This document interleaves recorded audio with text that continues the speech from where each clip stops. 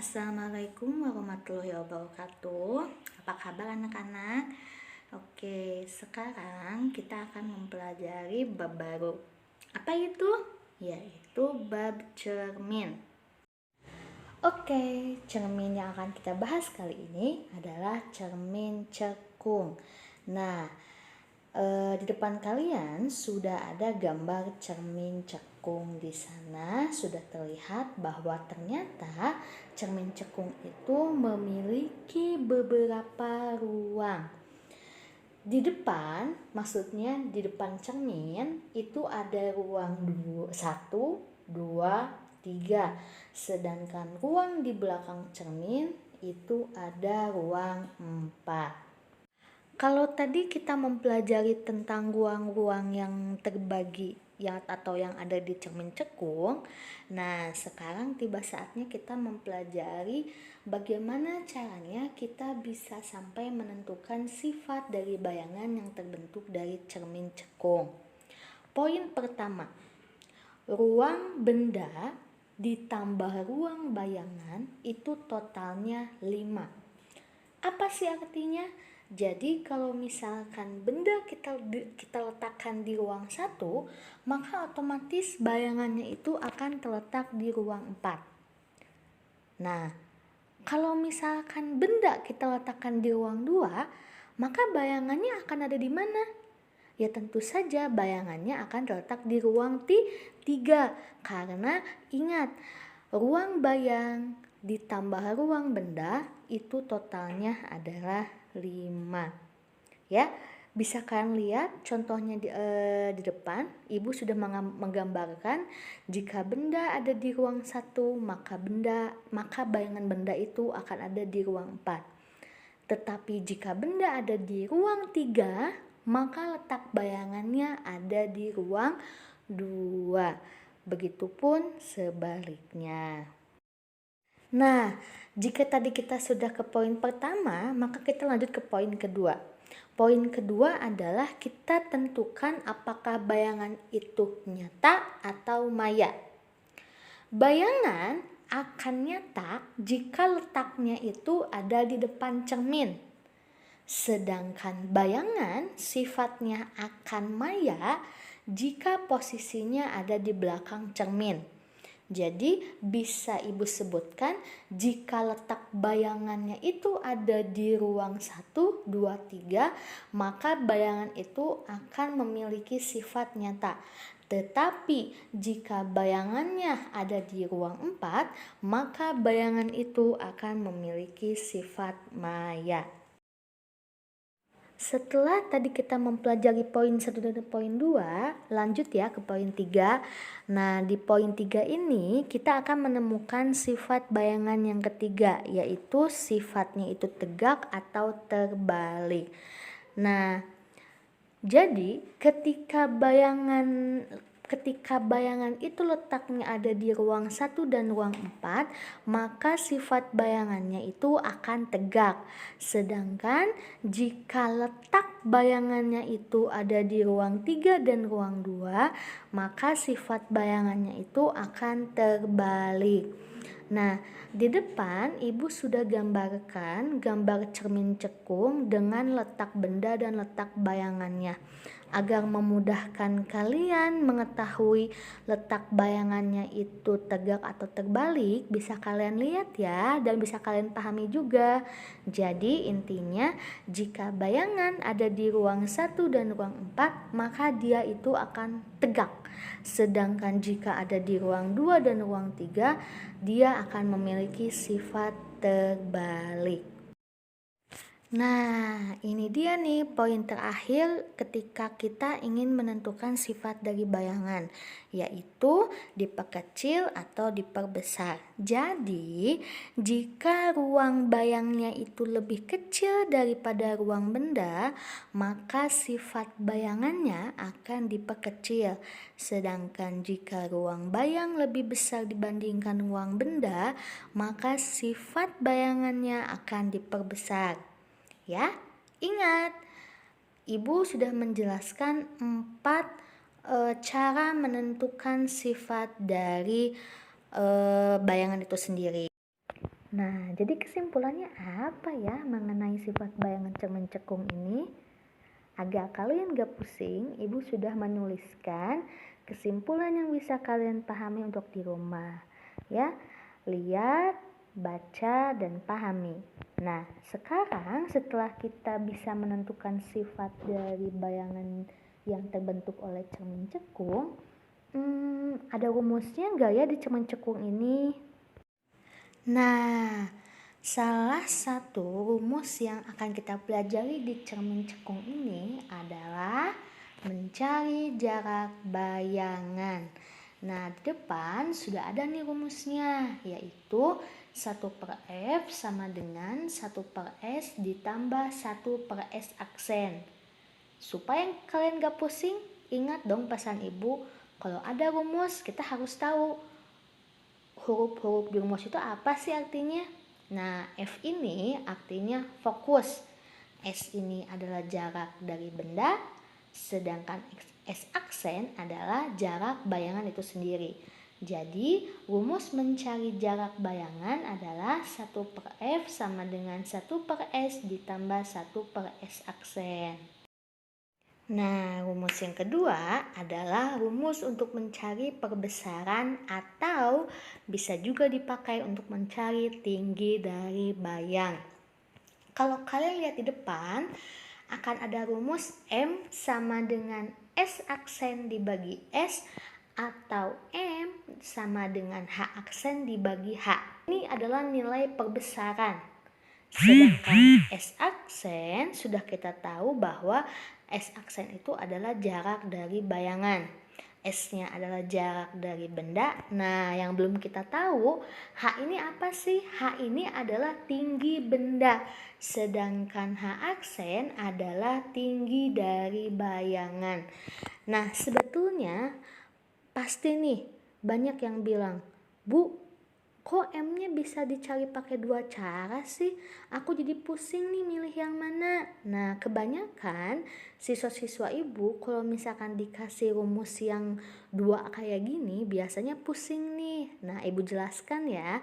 Jadi, kenapa rumus M ini ada 2?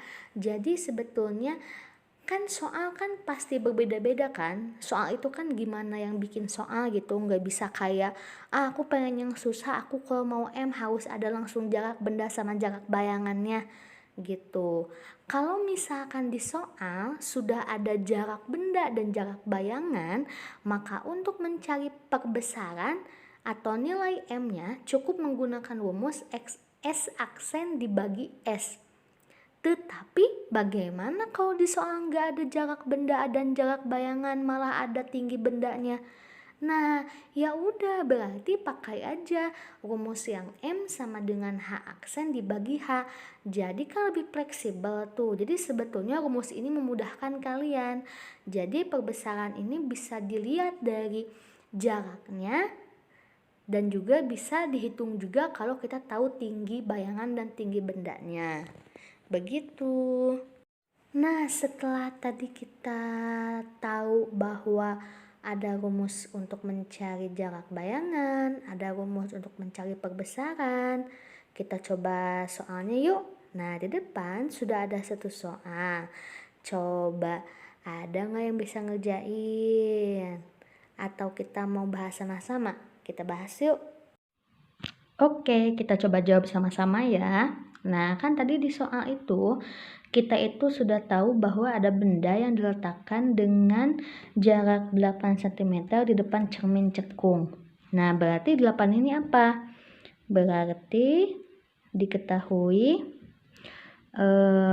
S-nya 8 cm. Ingat ya, ketika menyelesaikan soal esai seperti ini akan lebih mudah jika kalian sambil menulis diketahui, ditanyakan, dan penyelesaiannya.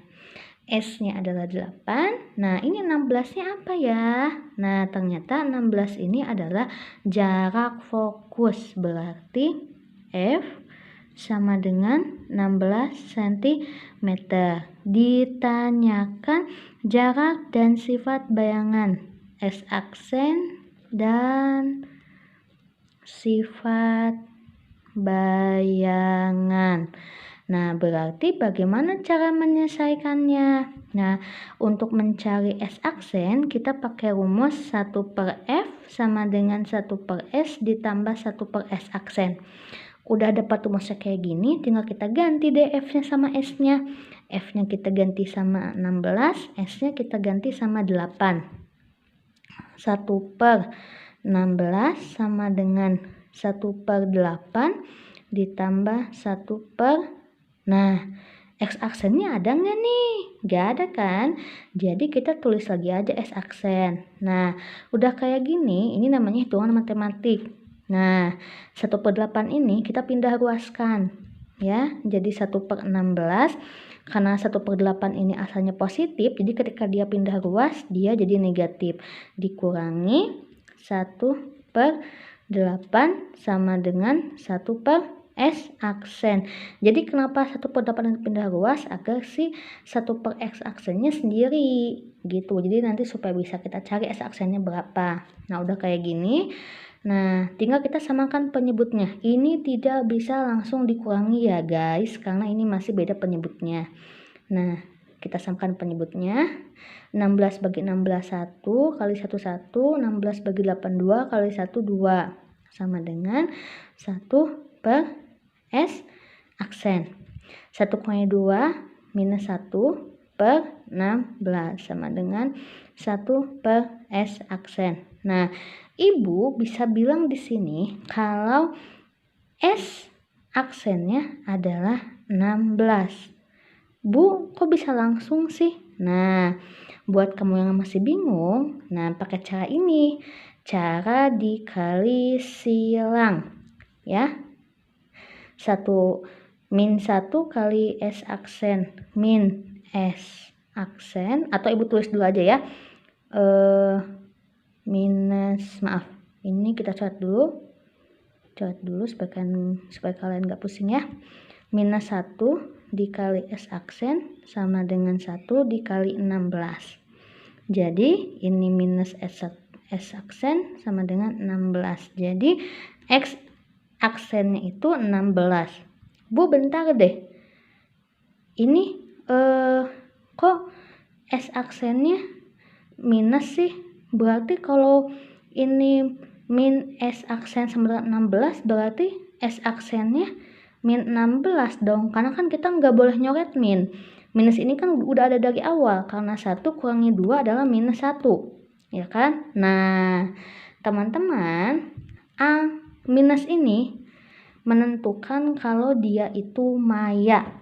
Jadi, yang B-nya, nah, sifat bayangannya, ya, berdasarkan minus ini kita bisa tentukan dia itu maya. Nah, terus dia tegak apa terbalik? Terus dia diperbesar apa diperkecil? Nah, sekarang kita harus buat dulu gambarannya, ya. Kalau Ibu mau buat gambaran, kita buat gambar ya. Mohon maaf kalau gambarnya jelek. Oke, ini belakang. Oke, ingat, sebuah benda diletakkan pada jarak 8 cm di depan cermin cekung jika jarak fokusnya adalah 16. Ingat, gambar cermin cekung itu di sini nilai F, di sini nilai R. Katanya F-nya itu kan 16. Nah, berarti kalau misalkan posisi bendanya ada di 8 cm, dia ada di mana? Di sini? Di sini? Apa di sini? Apa di sini? Otomatis benda ada di sini. Nah, karena ini 8 cm. Nah, Ibu pengen tanya, 8 cm benda ini berada di ruang berapa? 1, 2, 3. 1. Karena ini ruang 1, ini ruang 2, ini ruang 3, dan ini ruang 4. Berarti kalau benda ada di ruang 1, bayangan ada di mana? Di ruang 4. Maka betul sekali jika sifatnya itu maya. Ya, Terus kan ibu bilang kalau kalau bayangan ada di ruang 1 atau 4, dia tegak apa dia kecil. Terus kalau kalau dia itu ruang bayangnya lebih besar dibandingkan dengan ruang bendanya, dia diperbesar apa diperkecil. Nah, itu tugas buat kalian nih ya. Ibu udah kasih clue-nya. Jadi kamu bisa dong mengerjakan soal ini. Lanjut yuk ke soal berikutnya. Nah, coba deh samakan jawabannya dengan ibu. Ada yang sama? Lanjut ya ke soal kedua.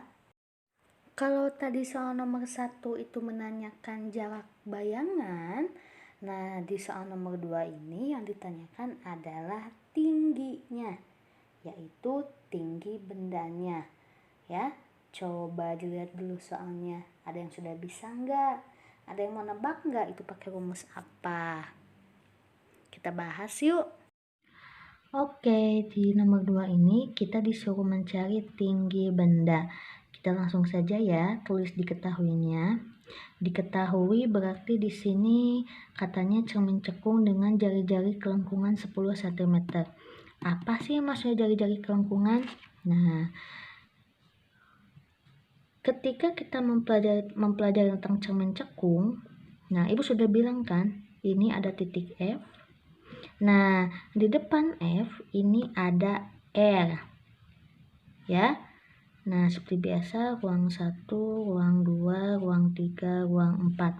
Di sini yang ibu mau jelaskan di sini bahwa ya, nilai F itu akan mempunyai hubungan dengan nilai R, karena nilai R ini ternyata 2 kalinya nilai F.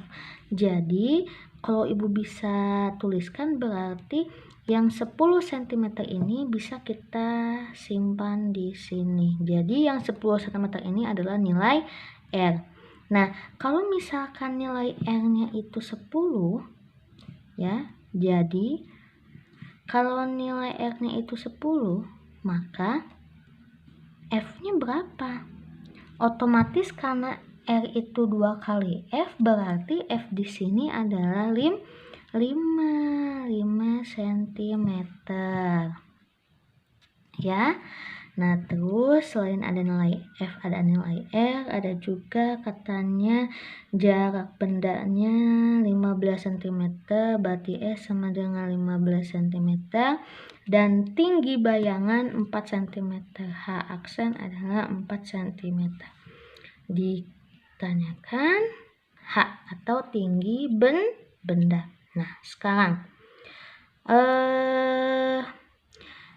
untuk mencari nilai H ya, karena M itu H aksen dibagi H dan di sini tidak ada nilai M, berarti gimana dong kita nyari nilai H? Berarti kita mencari dulu nilai S aksen, yaitu nilai jarak bayangan. Berarti langkah pertama 1/F sama dengan 1/S dikali 1/S aksen. Ditambah 1/F, F-nya ini tadi udah ibu bilang 5 cm. 1/S, S-nya itu 15 tambah 1/S aksen.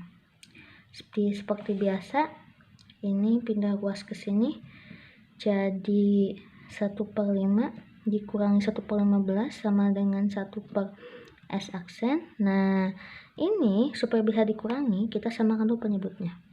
15 bagi 5, 3, dikali 1, 3, ini 1 sama dengan 1/S aksen. Ini kurangi 2/15 sama dengan 1/S aksen. Nah, jadi S aksennya berapa nih? Nah, ingat kan tadi pengerjaan di soal sebelumnya, kalikan silang. Berarti 2 dikali S aksen sama dengan 1 dikali 15.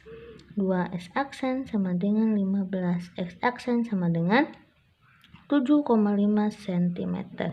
Nah, udah ketemu S aksen, terus kita nyari H-nya gimana? Ingat ya, karena ya M itu H aksen per H atau S aksen per S, maka akan ada hubungan, akan ada rumus yang bisa kita gunakan bahwa ternyata H aksen dibagi H sama dengan S aksen dibagi S.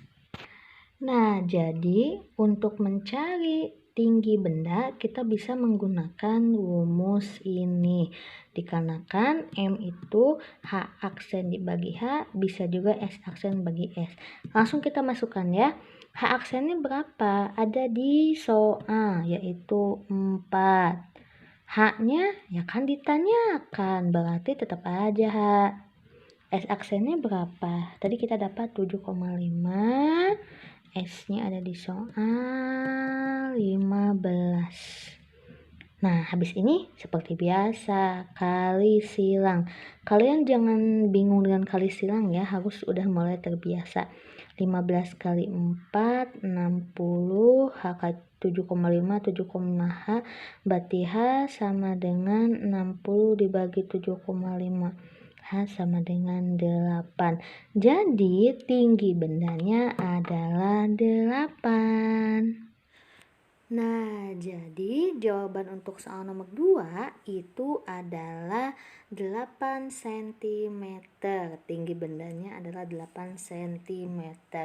Sebetulnya kalau kita sudah tahu fokusnya berapa, ya, terus bendanya diletakkan di mana, kita bisa menentukan loh sifat bayangannya akan seperti apa. Coba ibu tanya, sifat bayangan yang terjadi di soal nomor 2 itu apa sih? Sebetulnya banyak sekali soal-soal yang bisa dikembangkan dari materi cermin cekung ini. Yang harus kalian pahami hanyalah, ingat, ada rumus 1 per F sama dengan 1 per S ditambah 1 per S aksen, dan ada juga rumus M sama dengan H aksen dibagi H atau M sama dengan S aksen dibagi S. Jika kalian paham rumusnya, jika kalian bisa memahami rumus itu, ibu yakin mau pertanyaan diputar-putar seperti apapun juga kalian bisa jawab. Ingat, ketika ada pertanyaan, lihat dulu yang ditanyakan apa. Terus kita tentukan kita mau pakai rumus yang mana. Dan kita coba cari cara, bisa nggak sih pakai rumus ini, bisa nggak sih pakai rumus ini, ya. Jadi silahkan belajar kembali, silahkan dibaca, dipahami, terus menerus dilihat videonya mungkin, atau dibulak-balik bukunya mungkin. Ibu yakin kalian pasti bisa. Ingat slogan kita, cager dulu, baru bager, baru pinter. Jadi ibu yakin kalian pasti bisa. Wassalamualaikum warahmatullahi wabarakatuh.